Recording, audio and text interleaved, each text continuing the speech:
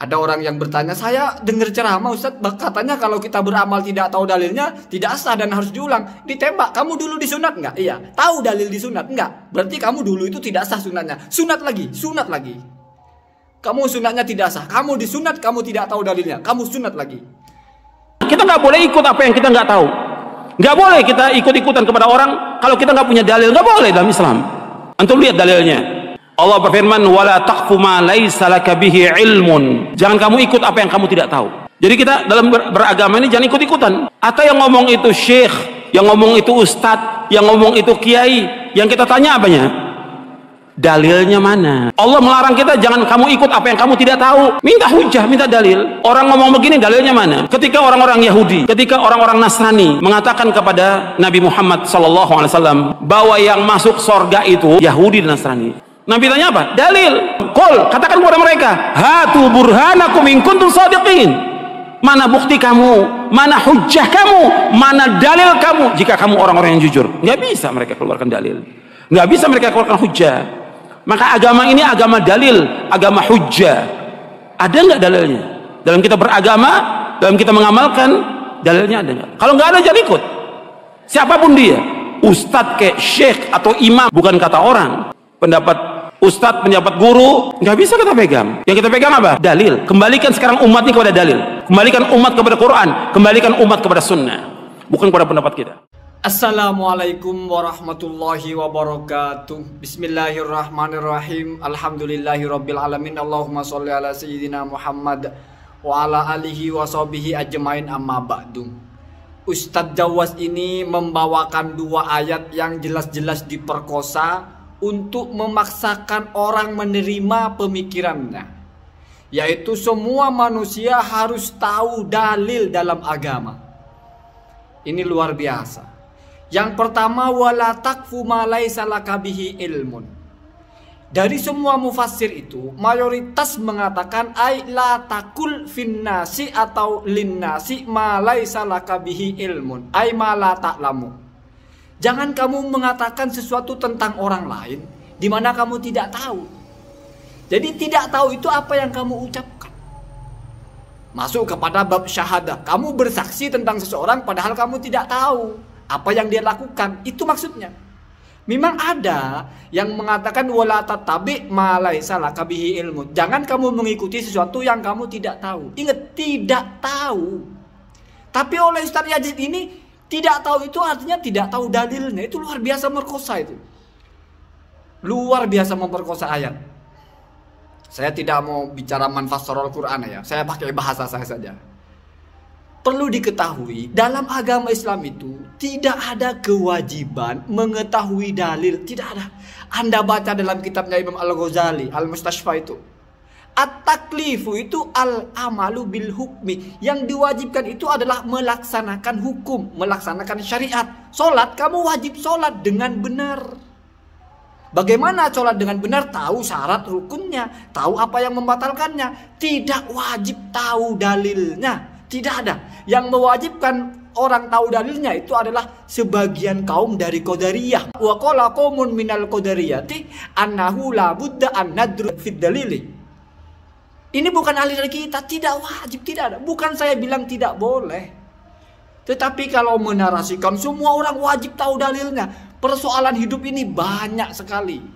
Sholat itu ada berapa gerakan, ada berapa hadis yang harus dihafal, ada berapa ayat yang harus dihafal dalam kehidupan ini. Makanya kalau kita ngaji kitab-kitab kecil, misalnya Fathul Qorib, nggak ada dalilnya di situ.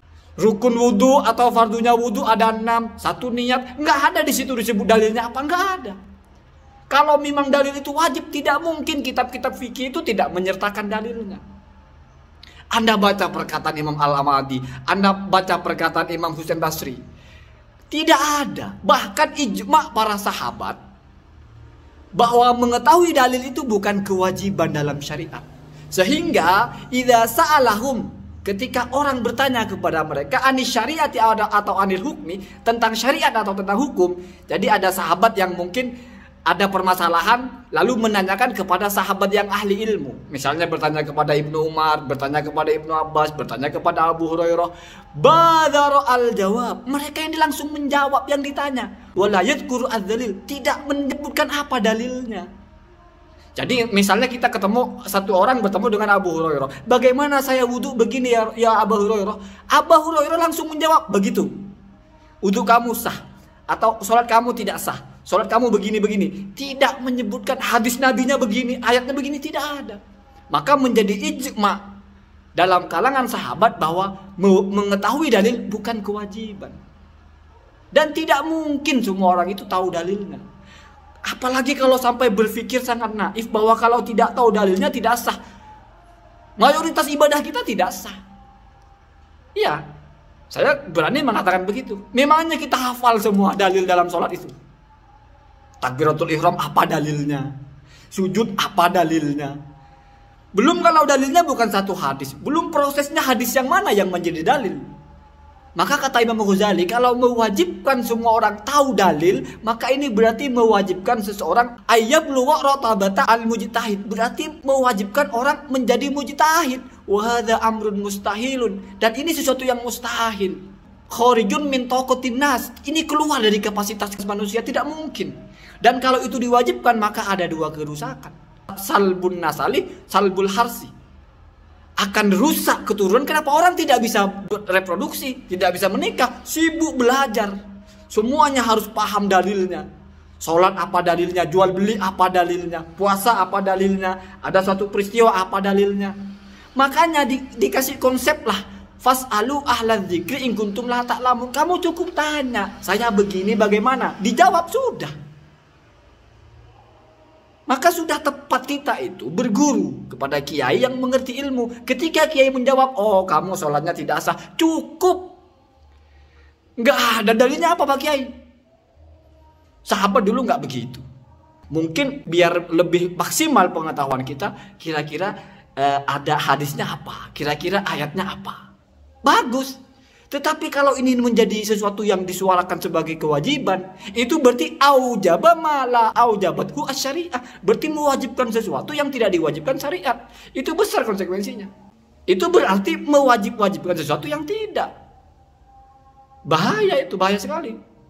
Apalagi ayat yang kedua, kul hatu burhanakum, itu dialog Nabi dengan orang-orang kafir. Kok ini dijadikan ayat wajib tahu dalil? Tunjukkan mufassir mana kira-kira yang dari dua ayat itu mengeluarkan kesimpulan adanya wajib tahu dalil itu ulama mana? Jawas aja kan. Nyocok-nyocokin ayat cocologi. Kul hatu burhanakum. Burhan itu, makanya inilah pentingnya bahasa. Dalil dalam fikih itu adalah nas, teks. Burhan itu bukan ayat lagi. Kenapa? Karena ini sudah bicara lintas agama. Kita mau nantang orang yang tidak percaya kepada Al-Quran. Kok kita minta dia dalil Al-Quran hadis? Kan lucu. Gak nyambung kan? Jadi gak nyambung kemana-mana kan? Jadi cobalah. Kita itu kalau belajar itu oke, mau sempurna oke. Tapi apa yang tidak wajib jangan diwajib-wajibkan. Oke, lebih baik kita tahu dalilnya. Bayangkan orang belajar agama baru tahu cara sholat. Lalu kamu tidak boleh ikut orang cara sholat kamu itu. Kamu harus tahu dalilnya. Sesuatu yang syariat tidak mewajibkan, kita wajib-wajibkan. Itu menyesatkan namanya. Namanya kembali kepada Al-Quran nusruk. Jadi dipikirnya itu semuanya harus kita tahu apa Al-Qurannya, apa hadisnya. Kalau nggak tahu Al-Qurannya, nggak tahu hadisnya, berarti kita nggak kembali ke Al-Quran, ke hadis. Kita berarti ikut-ikutan. Hei, yang diikuti itu tahu. Berarti kita ikut yang tahu. Tahu itu apa sih? Ilmu itu apa sih? Al-idraku ala tibaki al-waqi. Kita mengetahui sesuatu sesuai dengan fakta. Sholat bagaimana caranya? Yaitu begini-begini. Jumlah rakaat zuhur 4. Kita tahu. Dan faktanya memang rakaat zuhur 4. Itu kita sudah tahu namanya. Walaupun kita tidak tahu ayatnya apa sih yang menyatakan zuhur itu 4 rakaat. Hadisnya apa sih? Tidak perlu seperti itu. Ada logikanya yang sederhana itu, yang ketika Ustaz Ma'ruf Qauzin atau siapa itu, ada orang yang bertanya, saya dengar ceramah Ustaz, katanya kalau kita beramal tidak tahu dalilnya tidak sah dan harus diulang. Ditembak, kamu dulu disunat enggak? Iya. Tahu dalil disunat? Enggak. Berarti kamu dulu itu tidak sah sunatnya. Sunat lagi, sunat lagi. Kamu sunatnya tidak sah. Kamu disunat, kamu tidak tahu dalilnya. Kamu sunat lagi. Jadi jangan mewajib-wajibkan apa tidak wajib. Apalagi memperkosa ayat, memaksakan ayat. Bahkan ayat yang ditujukan kepada orang-orang kafir pun ditembakkan kepada kita. Tidak paham mukhotob ayat itu apa gitu loh.